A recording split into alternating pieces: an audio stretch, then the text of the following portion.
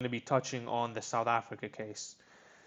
Now, this was a very interesting case. I've actually been to South Africa. I've been to Johannesburg. It's a beautiful country, second richest country in Africa after Nigeria.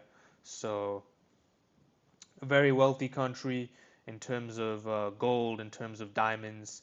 They're massive miners of gold and diamonds. They're very, very rich in both their culture and their, physical income. And yeah, it's a great country. I have nothing bad to say about South Africa. But recently, there's been. I'll break this down for you guys. So, if you guys didn't know, there was a massive apartheid that happened in South Africa, and it happened in the 1900s, and it ended in 1994, if I'm not wrong.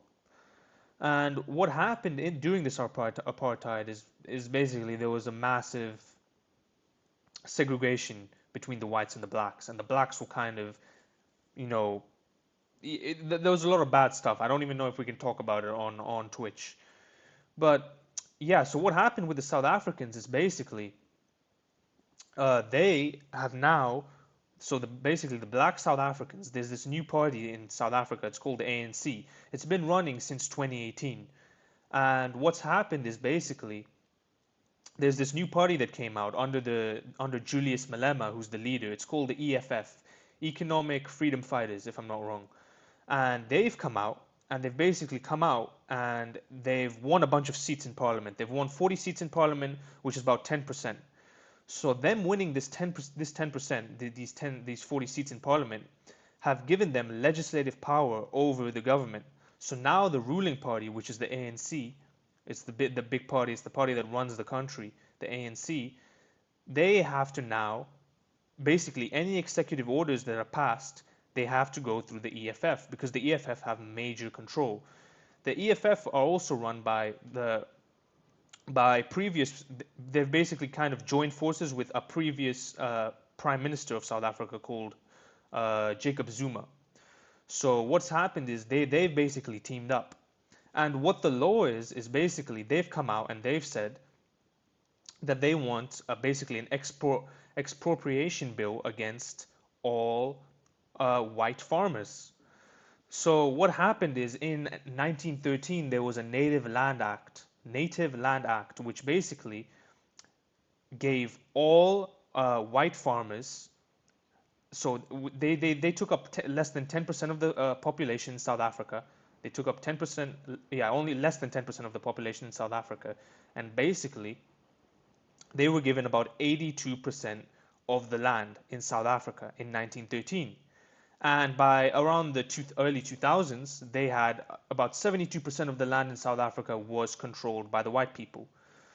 So what happened is these black people, they came out and, well, not the black people, but specifically the black South Africans, and they're like, okay, there's massive inequality here, right? There's massive inequality, and we need to fix this. So this new party came out called the EFF, which was ran under Julius Malema, and he basically came out and he said, and he's basically targeting these young, misrepresented kind of, yeah, just yeah, this misrepresented group of black young South Africans, and he's basically garnered a large support of this certain segment of South Africa, and yeah, so basically the law is basically an expropriation of land without any compensation, which basically means the government is going to take all land owned by white farmers, and basically they're not going to pay them for the land, and they're just going to make them public services. So they're going to take all the land that white farmers own, and they're just going to make it a public service. Now, this bill was actually pushed in 2018, and it hasn't been put into place yet because of political tensions and a whole wide range of issues, such as like investment issues. Like, I mean, if it raises so many questions, right? So it hasn't been fully implemented yet. But ever since Trump came into office, he basically came in, and obviously Elon, as you guys have seen, has been in major support of Trump. And Trump and Elon have become great allies. And Elon is not actually American. He was born in South Africa, right? That's technically his country.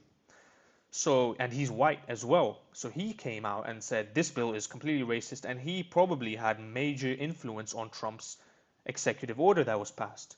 So Trump came out with this executive order, and it basically stated that the U.S. is cutting all foreign aid to South Africa. Any sort of aid is being cut until this bill is just taken out of the Constitution, or taken out of, and it, like, it shouldn't be in the conversation practically. That's what that's what Trump came out and said. And basically, yeah, this has caused major mayhem in South Africa because the law hasn't even been put into place yet, and nothing's been enacted. But yeah, it's been crazy, guys. And but Trump came out with this, and it's basically support for. He also came out and he said, I mean, there were two things on the executive order practically, and one was basically a well, it wasn't a misrepresentation per se, but a kind of, yeah, basically a misrepresentation of a certain racial ethnic group, like basic, not misrepresentation, but abuse of a certain race, a certain segment of South Africa, which was the white people. So that was one reason why foreign aid was cut. But the other reason is because of South Africa's stance on Israel, and yeah, that's the other issue. So basically, South Africa has come out, and because of the apartheid, because South Africa went through a massive apartheid, they basically came out in and said that the Palestinians are going through the same thing. The Palestinians are also going through a genocide, right? And what's happened is basically the Palestinians, um, yeah, so yeah, South Africa has basically come out and said that the Palestinians are going through a genocide. And obviously, the West is in massive support of, countries like South Africa. I mean, sorry, countries like Israel. And Israel is the West's greatest ally. So when, Donald Trump heard of this, and, knowing that that the largest donors to Donald Trump are, Israelis, in terms of, the massive companies that donate to Trump to fund his administration, not to fund his administration, but to serve his marketing campaign and whatnot, are Israelis, and in terms of the Silicon Valley companies, which are owned by Israelis. Companies like Shopify that you guys saw recently banned Kanye. They banned Kanye because the owner of Shopify was Jewish, and Kanye was selling, the swash stickers on T-shirts. So yeah, that was crazy. Which is, it's fair, but I was just pointing that out, that these major companies in Silicon Valley are owned by Israelis, and yeah, so they're major donors to Trump, and arguably they're the reason that he won, right? Because they funded his marketing campaign. So obviously, because of South Africa's support for Israel, and then this law, to kind of expropriate white people and their land, Trump has came out with the executive order to cut all foreign aid. Now, what's interesting is we have to really look at it, and when we actually look at it, the white people, they've come out and they've basically said, "Oh, Trump's standing up for white people. That's a great thing. Trump's standing out for white people. He's standing up for, you know, yeah, he's basically standing up for white people." In South Africa, he came out with an order saying if the South Africans want to leave South Africa, they have free refugee status in America. They can come to America, and they can live in America, and they can prosper in America. They can all leave and they can prosper in America. So Trump's came out with that order as well, in addition to the executive order. So it's interesting because if this is if the whole reasoning and the whole reason behind this was to help white people, then I think we all would have come to the conclusion that people in Haiti are arguably growing are the people in Haiti are arguably going through much worse circumstances. They literally live in a shithole. Let's be honest here, guys. You know what? I don't like to use profanities during my stream, but if we're being honest, the people in Haiti are going through an absolute shithole. They live in a shithole, but Trump doesn't offer them refugee status in America. You know what I mean? And during various other genocides, like even the one in Palestine or even the one in Rwanda. Trump didn't offer them refugee status in America, a safe haven sort of, but he does it for the white South African. So when we look at it, it's more so a if I mean if the reasoning is that it is it is that they're kind of racially discriminating against ethnic minority, then basically Trump is basically saying that it's fine if it's white people, but if it's the blacks who are getting ethnically discriminated, you don't get refugee status.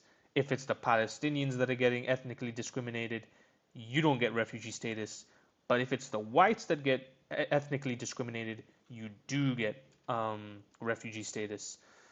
So, although I do agree with Trump, he has to be open to this criticism, and I don't see how he, came up with this bill or came up with this idea, and basically didn't prepare for this sort of criticism to come out, because this is an obvious criticism that Trump would have faced when pushing out this executive order. So I don't know how he didn't take that into consideration. But yeah, I mean, ongoing, I think that this bill is crazy. I don't think it's right personally, and yeah, I mean, it's crazy what's going on in South Africa, because when we look at countries like Zimbabwe, before, before it was called Zimbabwe, it was called Rodeo. And what happened in Zimbabwe was they basically ethnically they had an expropriation bill which basically kicked out all the white people and they took back their lands basically. Zimbabwe did this, and Uganda did the same thing with Asians, where they kicked out all the Asians from Uganda at some point. Now, what's been in what's the overall conclusion? What happened after they did this? Well, we've come to realize that basically once Zimbabwe, previously known as Rodeo, came out and kicked all these white people out, and Uganda came out and kicked all the Asians out, their economies completely collapsed. Zimbabwe completely collapsed. They went through complete economic turmoil. One piece of bread was worth 100,000 Zimbabwean dollars at some point. That's how bad it was. That's how bad it was. Uganda went through complete economic turmoil because most of the major industries in Uganda were run by Asians. And once they kicked them out and replaced them with the average Ugandan, the average black Ugandan person, they couldn't run the industry at the same level. Same thing happened in Zimbabwe. So now South Africa is trying to do the same thing. And it's going to ruin their economy. Because one, it's going to take out the most productive, well, maybe not most productive, but the people who know how to run these industries. One. Two, it's going to reduce any sort of foreign investment into the country. There's going to be a complete reduction of any foreign investment into South Africa. Why? Because why would people want to build a business in a country like South Africa when they can just come in with a random bill that the EFF has sort of enacted in a way with the help of MK and the ANC. And why would foreign investors want to invest in a country, and why would foreigners even want to flock to this country when when the government can just come in and expropriate their land? No, they won't. They won't come to that country. So it's going to reduce any sort of foreign investment. There's going to be complete foreign aid cuts like the USA is doing to South Africa right now. Europe might even come out with something against South Africa, and yeah. So I think it's a bad idea from South Africa. The leader Julius Malema is a complete fool of an individual. He's literally come out and said, for every black person they kill, so every one black person they kill, we will go and we will kill 10 white people. That's what he has said. He said, for every one black person that we kill, I will go out and kill 10 white people.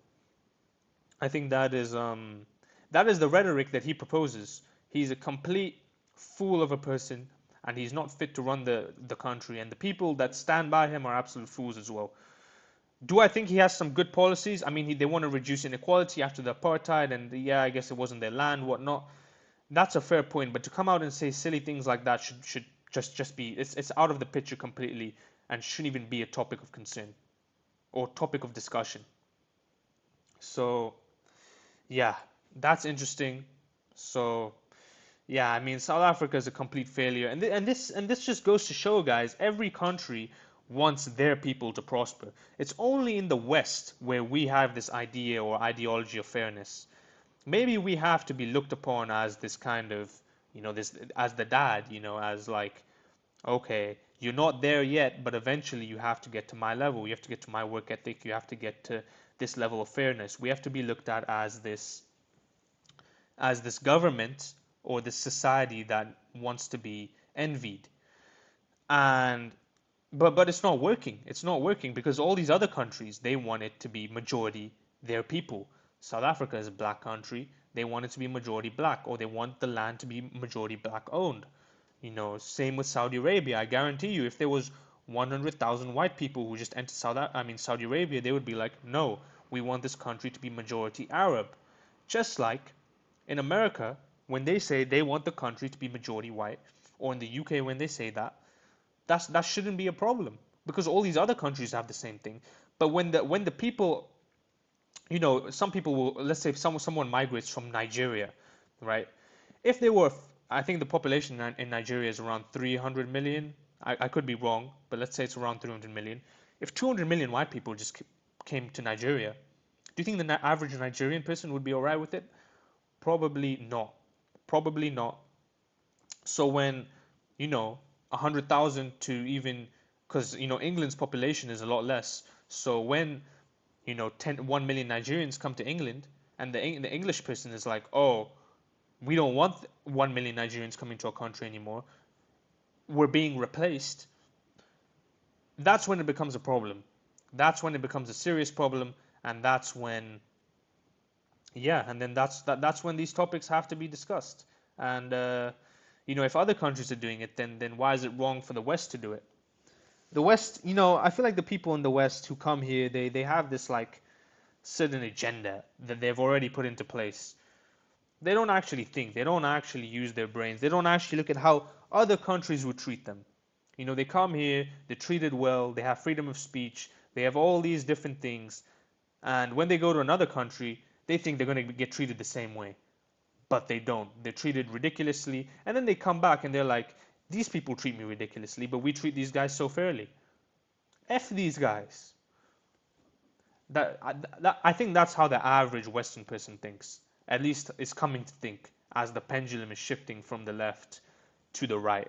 As you see major corporations or major political institutions like Reform in the U.S., in the U.K., and Republicans in the U.S. and the ANC in Germany.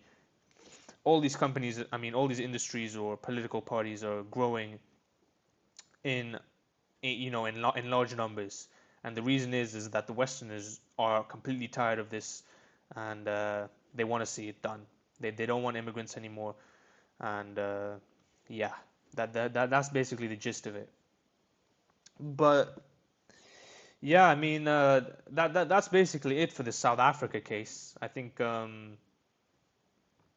it's a pretty interesting case. I think we've looked at it quite a bit when we went through it thoroughly. We could go through the apartheid specifically, but yeah, I don't think we need to. I think that yeah, we've gone over it and we've discussed it quite well. I think that yeah, overall, I think that whatever Julius Malema is proposing isn't the best of ideas. I think expropriating the land, I can understand the reasoning behind it because of the Native Lands Act, which basically took all land from black people, the black South Africans, and gave it to the white South Africans. Um, but yeah, and now they want it back. Yeah, it's a very polarizing topic. There is two sides to the argument, obviously. Do I think the bill is fair? Like, do I think refugee status is fair? That's a whole nother argument. Because Trump wants to help the white people. It's obvious. Um, because they're white. Because he wouldn't do the same for the Arab. If it was like brown people getting subjugated, he probably wouldn't help. But it's because of Elon, I would say that this is coming out as a major policy because Elon is South African at the end of the day. Um, and then yeah, I mean it's interesting. It's a super interesting topic. I think that there is two sides to the argument. So if you guys, I mean, I don't know what your guys' thoughts are. You can let me know. But super interesting, super polarizing though.